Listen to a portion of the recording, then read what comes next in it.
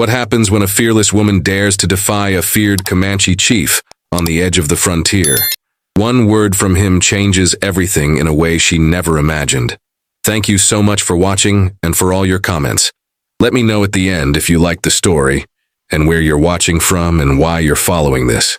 The dust-laden wind swept across the plains of West Texas, carrying with it the scent of sage and the promise of a scorching summer day. It was 1875, and the once bustling frontier settlement of Willow Creek had grown into a proper town, complete with a general store, saloon, and newly constructed schoolhouse. Sarah Bennett stood on the porch of that schoolhouse, watching as her students scattered like quail after the final bell. At 26, Sarah had spent the last 3 years bringing education to this remote corner of the frontier, having traveled all the way from Boston with little more than determination and a trunk full of books. "Miss Bennett, look what I found." Young Tommy Williams held up a peculiar arrowhead, his freckled face beaming with pride. Sarah knelt down, examining the carved stone. "That's a fine specimen, Tommy. The craftsmanship is remarkable."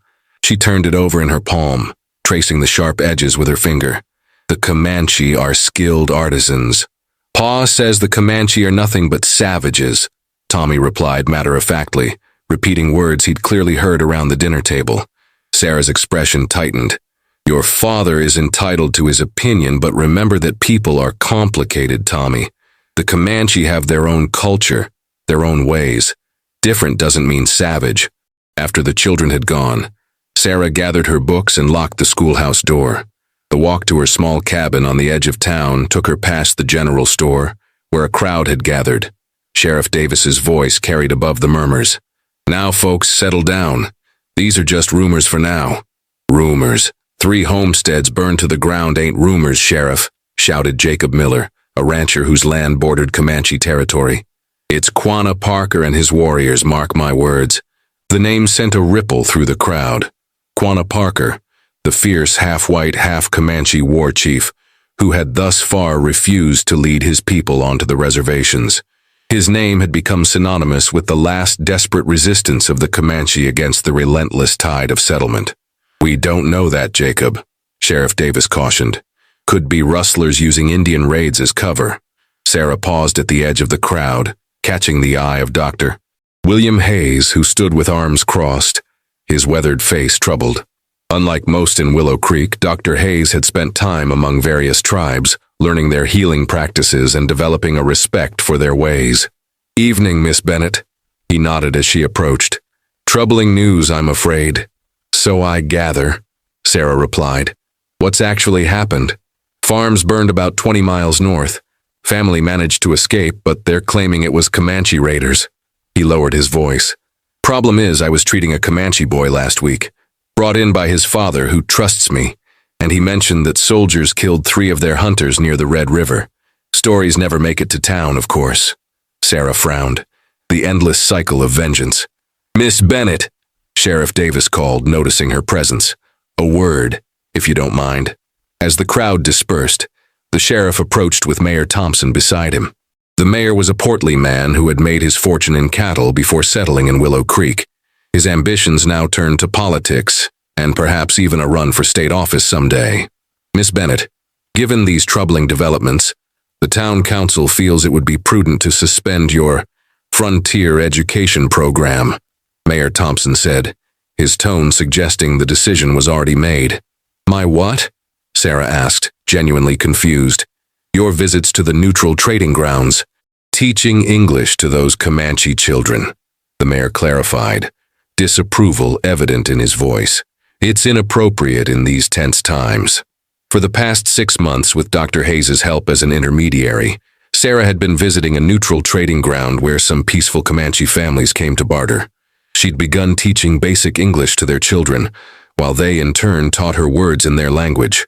It had been a small bridge across a vast cultural divide. "With respect, Mayor, abandoning peaceful interaction is exactly what we shouldn't do when tensions rise," Sarah replied firmly. "Those children and their mothers want no part in raiding." "It's not safe, Sarah," Sheriff Davis interjected, his concern genuine. "And folks in town are talking.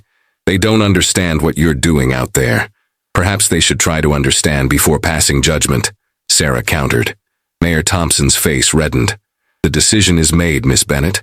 As long as you're employed by this town to teach our children, you will refrain from consorting with the Comanche. Is that clear? Sarah felt her temper rising but kept her voice steady. Perfectly clear, Mayor Thompson. Now if you'll excuse me, I have lessons to prepare. As she walked away, her mind was already made up. The teaching sessions at the neutral grounds were scheduled for the day after tomorrow. Whatever the mayor and his council decided, Sarah Bennett would be there, as promised. In a land where promises were routinely broken, especially those made to the native peoples, she would keep hers. The sun was setting as she reached her cabin, painting the western sky in fiery oranges and deep purples. She lit her lamp and settled at her small table, but instead of reviewing arithmetic lessons for her students, she found herself staring at the Comanche phrasebook she had been compiling. The words were phonetic approximations, clumsy attempts to capture sounds so different from English. What would Boston think of you now, Sarah Bennett? She whispered to herself with a small smile, running her fingers over the pages filled with her neat handwriting.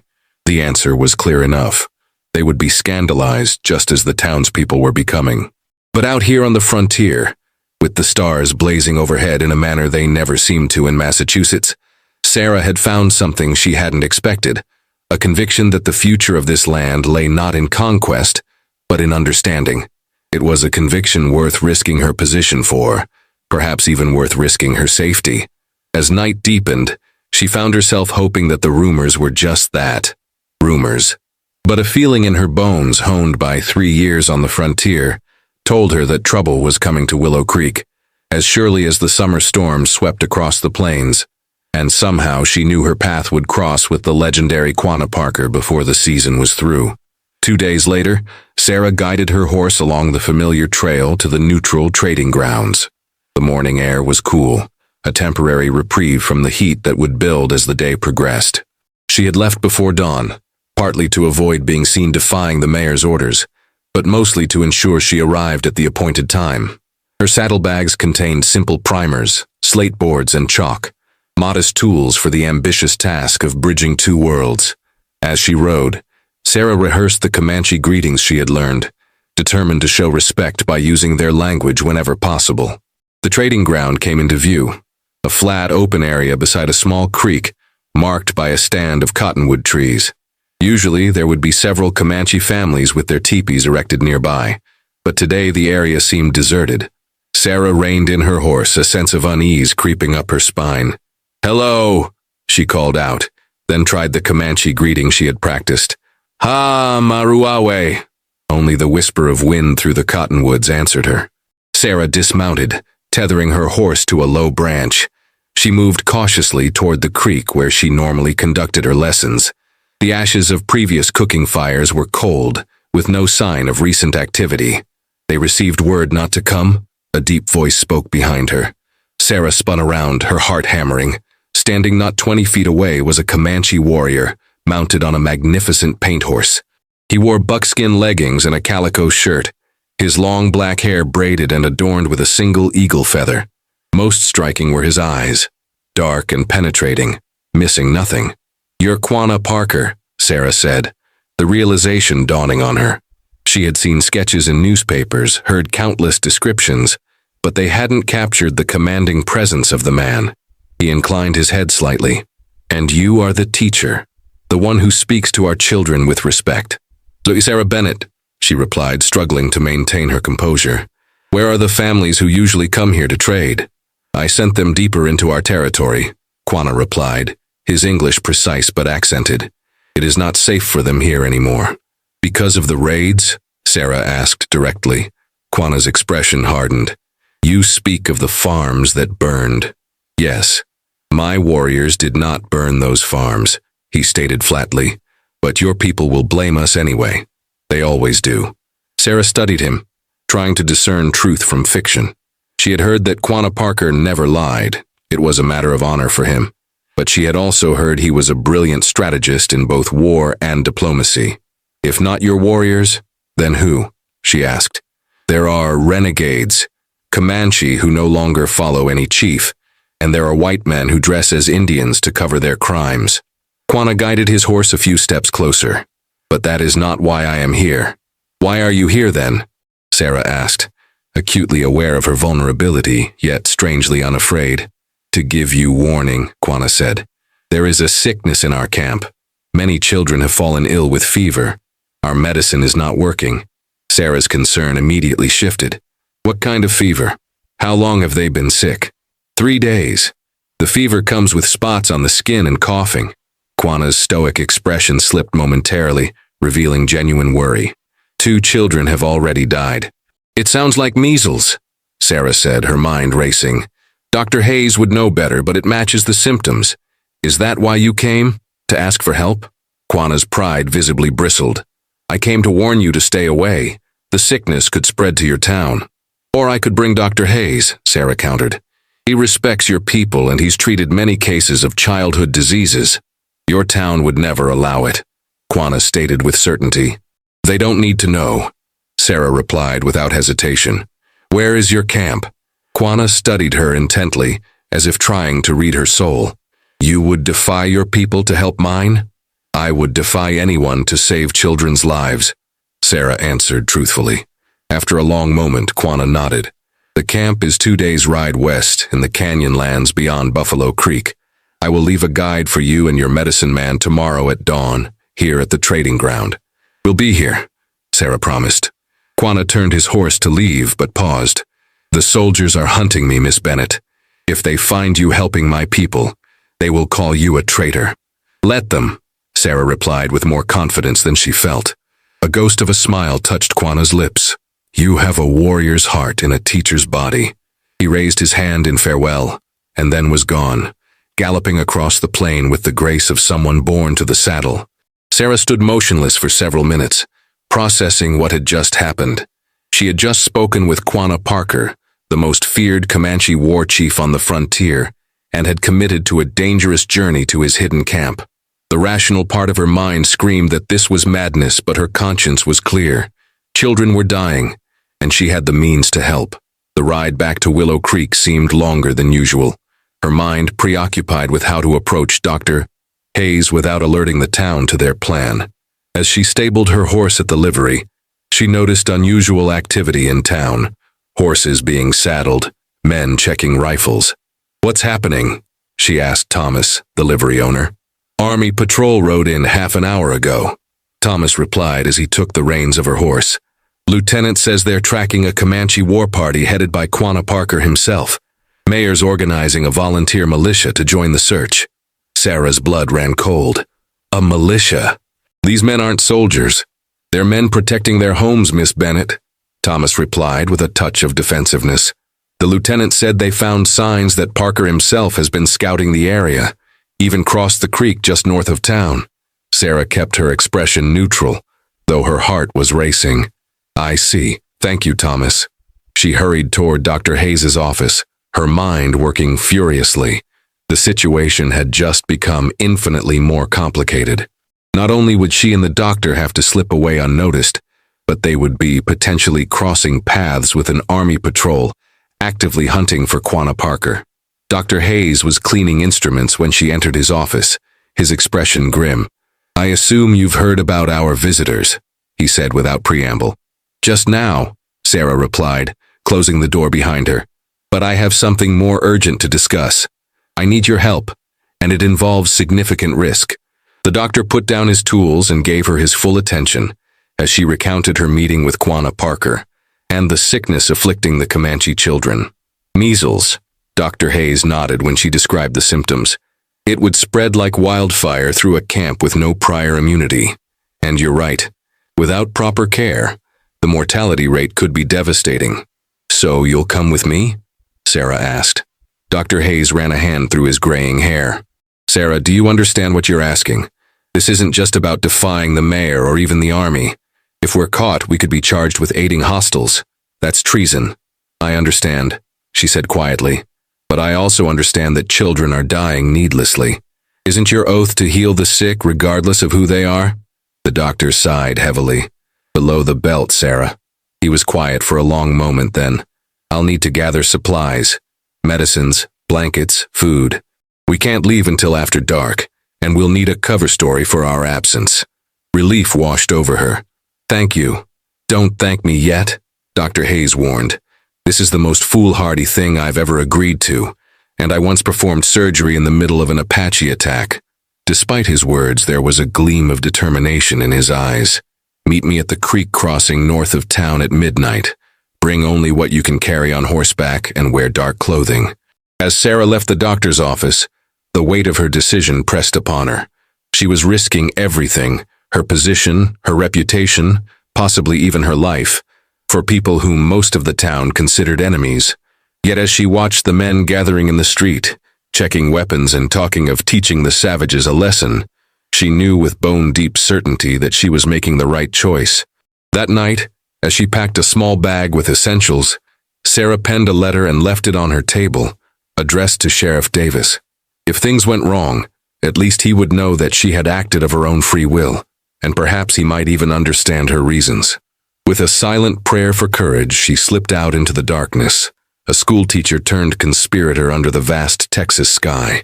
The journey west was arduous, their path deliberately winding to avoid army patrols and the volunteer militia.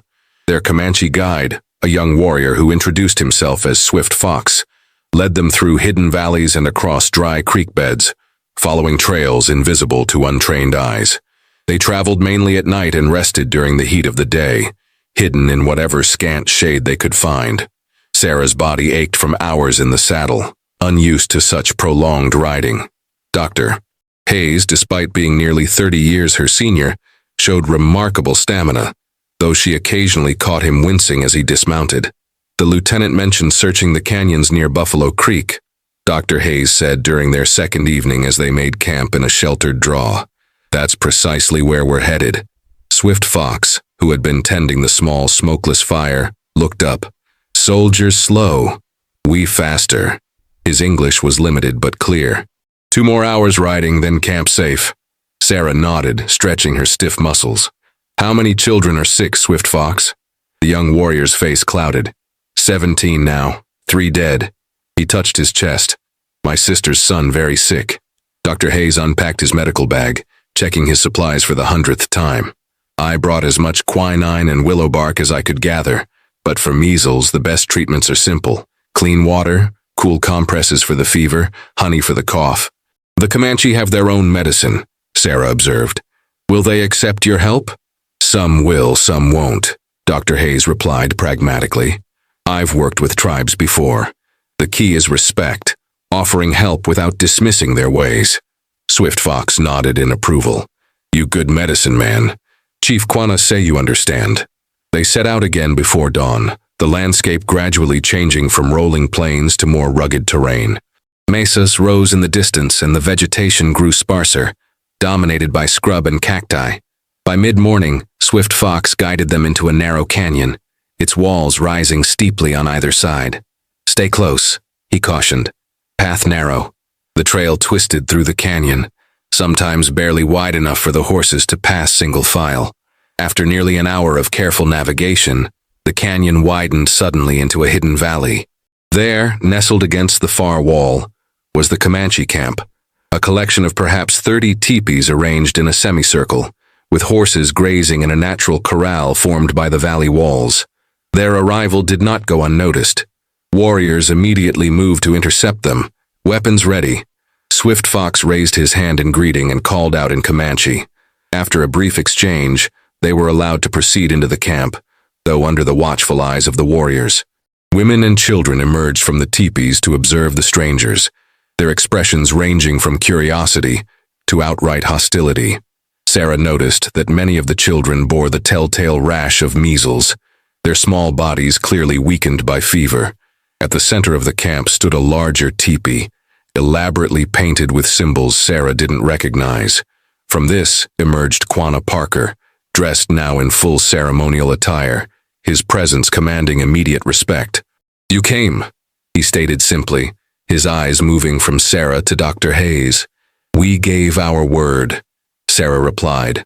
Quanah nodded, then addressed Dr. Hayes.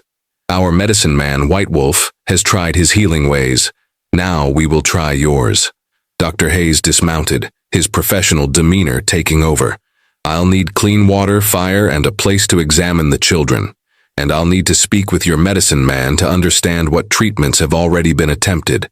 Quanah gave instructions to several women, who hurried to comply. Then he turned back to Sarah. The soldiers are near. A patrol crossed Buffalo Creek yesterday. We were careful, Sarah assured him. Not careful enough, Quanah replied grimly. There is dust on the horizon. Riders coming from the east. Sarah felt her stomach drop. How many? 6, maybe 8. Too many to be hunters. Dr. Hayes had already begun organizing his supplies. We need to work quickly. The sickest children first. And if the soldiers come? Sarah asked, trying to keep the fear from her voice. Quanah's expression hardened. Then we fight. No, Sarah said firmly, surprising even herself with her boldness. If they come, I will speak to them. This is a matter of sick children, not war. They will not listen to a woman, Quanah stated. They might listen to a schoolteacher from their own town, Sarah countered. Violence will only bring more violence. Hasn't there been enough? Quanah studied her for a long moment, his dark eyes unreadable. Finally, he gave a slight nod. We will try your way first, but I will protect my people if necessary. With that, he led them to a teepee where several of the sickest children lay on buffalo robes, their small bodies burning with fever. Dr. Hayes immediately set to work, his experienced hands gentle as he examined each child. Sarah assisted, preparing cool compresses and helping to administer medicine. The Comanche medicine man, White Wolf, observed their work with a mixture of skepticism and hope. He was an elderly man with deep lines etched into his face, his long hair completely white. After watching for some time, he began to work alongside Dr. Hayes, the two healers finding a wordless understanding, despite their vastly different approaches. Hours passed as they moved from teepee to teepee, treating as many of the sick children as they could. Sarah lost track of time, focused entirely on the task at hand. The Comanche women, initially wary, began to assist, following Dr. Hayes's instructions for continuing care. It was late afternoon when a young warrior burst into the teepee where they were working, speaking rapidly to Quanah in Comanche. Quanah's expression grew grave. The soldiers have found our trail, he informed them. They will be here within the hour. Dr. Hayes looked up from the child he was treating. We need more time. Some of these children are still critical. How many soldiers? Sarah asked. 8 riders, Quanah replied. With our warriors, we could defeat them, but more would come. Sarah made a decision. Let me ride out to meet them. Perhaps I can convince them that this is a peaceful mission. They will arrest you, Dr. Hayes warned. Perhaps, but it might prevent bloodshed. She turned to Quanah. If I can delay them, will you evacuate the camp? Quanah shook his head. Moving the sick children now could kill them. Then we need another solution, Sarah insisted. One that doesn't end with dead soldiers or Comanche. Quanah was silent for a moment, his mind clearly working through possibilities. There is another way out of the valley. A path too narrow for horses, but our people could travel it on foot. We would have to leave the teepees and most of our belongings. Do it, Sarah urged. Get the women and children to safety. Leave a few warriors to help with the sick children, only those too ill to be moved. And what of you and the doctor? Quanah asked. We'll stay with the sick children, Dr. Hayes answered before Sarah could speak. As healers tending to patients, even soldiers must respect that. Quanah considered this plan, then nodded slowly. I will send the healthy children and most of the women through the hidden path. Warriors will help carry those who can be moved. White Wolf and some women will stay with the sickest children. He fixed Sarah with an intense gaze. And I will stay as well. That's too dangerous, Sarah protested. You're the one they want most of all. This is my decision, Quanah stated with finality. A chief does not abandon his people. The camp erupted into controlled activity. Women quickly gathered essential items. Warriors prepared to escort the evacuees, and those chosen to remain helped consolidate the sickest children into 2 teepees for easier treatment. Sarah found herself working alongside a Comanche woman named Morning Star, whose own child was among the sick. Despite the language barrier, they developed an efficient rhythm, communicating through gestures and the few Comanche words Sarah knew. As the majority of the camp slipped away through a nearly invisible crevice in the canyon wall, Sarah stepped outside to catch her breath.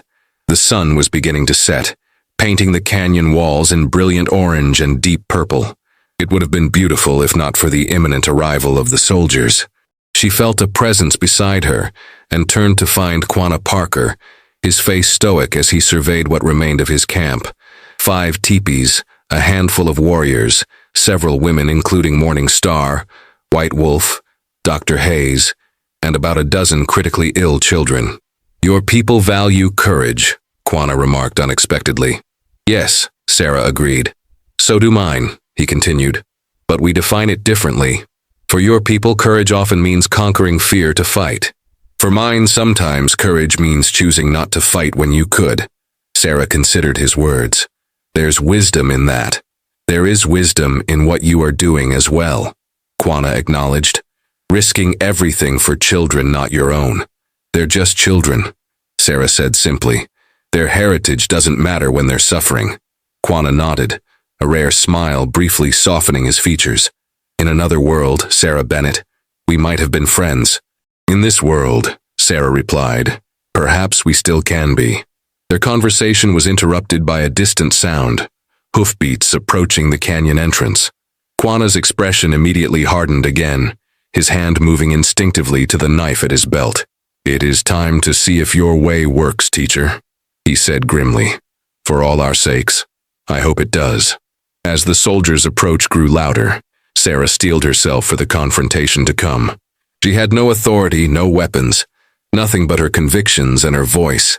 Yet somehow, standing beside the legendary Comanche chief in the fading light, she found the courage to face whatever came next.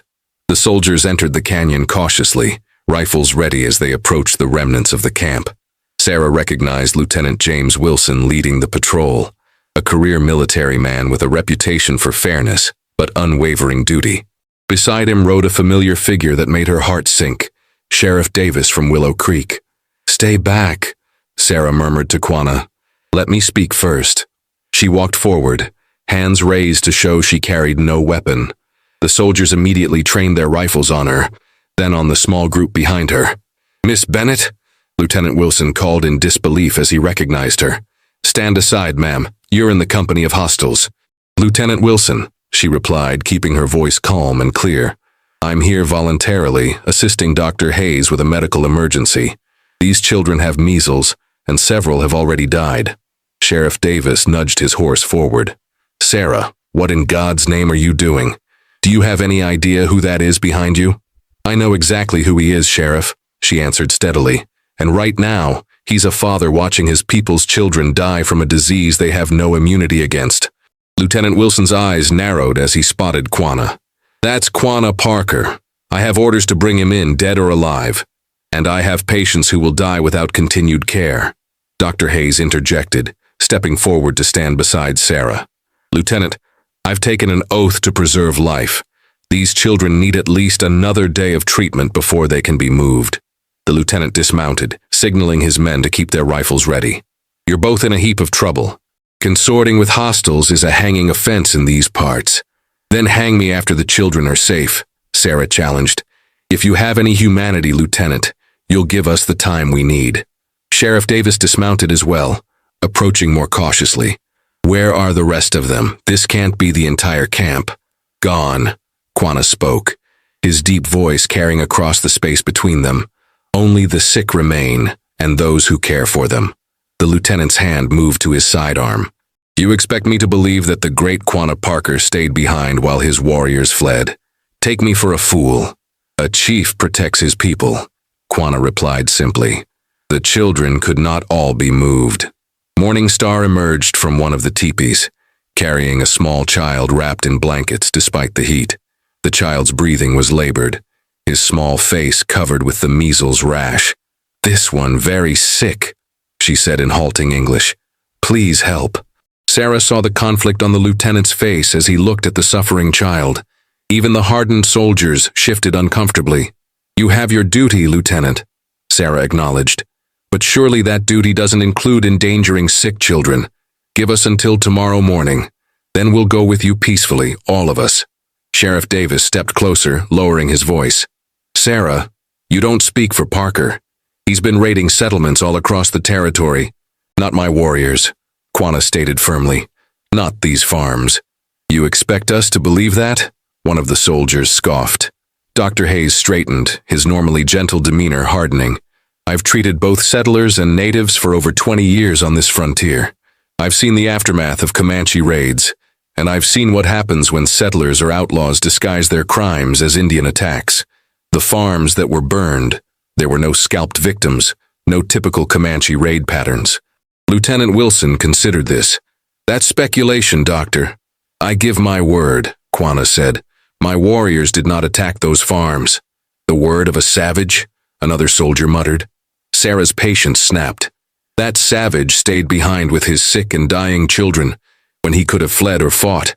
He's shown more honor today than anyone who would deny medicine to suffering children, regardless of their heritage. Her outburst created a moment of stunned silence. Then unexpectedly, Sheriff Davis laughed, a short, surprised sound. You always did have more spirit than sense, Miss Bennett, he said, though there was a hint of admiration in his tone. He turned to Lieutenant Wilson. I've known this woman for 3 years. Stubborn as they come, but honest to a fault. If she says they're just here for the children, I'm inclined to believe her. Lieutenant Wilson removed his hat, wiping sweat from his brow as he weighed his options. I have orders, Sheriff. And those orders include capturing women and a doctor providing medical care? Sarah pressed. Taking dying children prisoner? From inside one of the tipis came the sound of a child coughing violently, followed by a mother's soothing murmurs. The sound seemed to affect the lieutenant more than any argument could. One night, he finally conceded. We'll camp at the canyon entrance. At dawn, anyone well enough to travel comes with us to Fort Richardson. The rest, he glanced at the tipis. The rest can follow when they're able, under military escort. And Quanah Parker? Sheriff Davis asked. The lieutenant's expression hardened again. My orders stand. He comes with us at dawn. Quanah stepped forward, his bearing regal despite the circumstances. I will go willingly if you allow the doctor to stay until all children are well. Lieutenant Wilson studied the Comanche chief with undisguised surprise. You'd surrender yourself? For my people's children, yes, Quanah affirmed. Sarah felt a lump forming in her throat at the nobility of the gesture. Lieutenant, surely there's another way. The government has been trying to negotiate with the Comanche. This could be a start, a gesture of good faith on both sides. I don't make policy, Miss Bennett, the lieutenant replied, though his tone had softened slightly. I follow orders. Then follow them with wisdom, Dr. Hayes suggested. Think of the story you could bring back, not just capturing Quanah Parker, but arranging a peaceful solution that saved lives on both sides. Lieutenant Wilson considered this for a long moment. I'll need to confer with my men. Sheriff, keep an eye on things here. He motioned for his soldiers to join him a distance away. As the military men huddled in discussion, Sheriff Davis approached Sarah more closely. You left a letter, he said quietly. Found it when we searched your cabin after you disappeared. I didn't want you to think I'd been taken against my will, Sarah explained. That was thoughtful, considering you were committing treason, the sheriff remarked dryly. Is it treason to save children's lives? Sarah challenged. Sheriff Davis glanced at the tipis where the sick children lay. No, he admitted. But there are proper channels, Sarah. You could have come to me. Would you have helped? She asked pointedly. The sheriff's silence was answer enough. I made a choice, Sarah continued, and I'd make it again. After what seemed an eternity, Lieutenant Wilson returned. His face was inscrutable as he addressed them all. Here are my terms, he announced. Dr. Hayes may stay with 2 of my men to continue treating the children. Miss Bennett, Sheriff Davis will escort you back to Willow Creek immediately. He turned to Quanah. As for you, Chief Parker, I propose a temporary truce. You will come with me to Fort Richardson, not as a prisoner, but as a representative of your people to discuss these raids and possible peace terms. Quanah's expression revealed nothing. And my people here will remain undisturbed as long as they make no hostile moves, the lieutenant promised. When the children are well, they'll be allowed to rejoin your band, assuming our talks are productive. Sarah could hardly believe what she was hearing. It wasn't perfect, but it was far better than she had dared hope for. Why this change of heart, Lieutenant? She couldn't help asking. Lieutenant Wilson straightened his uniform jacket. Contrary to what you might think, Miss Bennett, I have no desire to be remembered as the man who arrested women and doctors for helping sick children, nor do I wish to be known for causing the deaths of innocent Comanche young ones. He glanced at his men. Besides, Private Jenkins here has a Choctaw grandmother. He made some persuasive arguments. A young soldier nodded almost imperceptibly, his features indeed suggesting mixed heritage. Do we have an agreement? The lieutenant asked, looking directly at Quanah. The Comanche chief was silent for several heartbeats, his dark eyes revealing nothing of his thoughts. Finally, he nodded once. We have an agreement. But I will need your word as a soldier, and a man that no harm will come to my people here. You have it, Lieutenant Wilson replied firmly. As the arrangements were finalized, Sarah found herself standing beside Quanah Parker one last time. The sun had set, and the first stars were appearing in the deepening blue of the sky. You were right, Quanah said softly. Your way prevented bloodshed today, and your willingness to negotiate may save many more lives in the future, Sarah replied. The world is changing, Quanah observed, his gaze on the distant horizon. My people must find a new path or perish. It doesn't have to be surrender, Sarah offered. It can be adaptation. Your strength, your culture, those don't have to die. Quanah turned to her, something like respect in his eyes. You understand more than most of your kind, teacher. He reached into a small pouch at his belt and withdrew a simple leather bracelet decorated with intricate beadwork. For your courage, he said, holding it out to her. Sarah accepted the gift, touched by the gesture. I'll treasure it. Tell your children about this day, Quanah said. Tell them that enemies can speak instead of fight. Tell them that Quanah Parker was not just a warrior, but a father who loved his children. I will, Sarah promised, her voice thick with emotion. And I'll continue teaching any who wish to learn, Comanche or settler. As Sheriff Davis approached to inform her it was time to leave, Sarah realized that something profound had shifted in her understanding of the frontier and its future. The path forward would not be easy for anyone. Not for the Comanche fighting to preserve their way of life. Not for the settlers pushing westward. Not for those like herself caught between worlds. But in this hidden canyon, where enemies had chosen words over weapons, she had glimpsed a possibility that gave her hope. It was a small beginning, perhaps, but beginnings were what teachers specialized in. The first tentative steps toward understanding, toward a world where differences could be bridges rather than barriers. Sheriff Davis helped her mount her horse. Ready to face the music back in Willow Creek? He asked. The mayor's likely to fire you on the spot. Sarah smiled, touching the bracelet now on her wrist. Then I'll just have to open my own school. One that teaches reading, writing, arithmetic, and understanding. As they rode away, she glanced back one last time.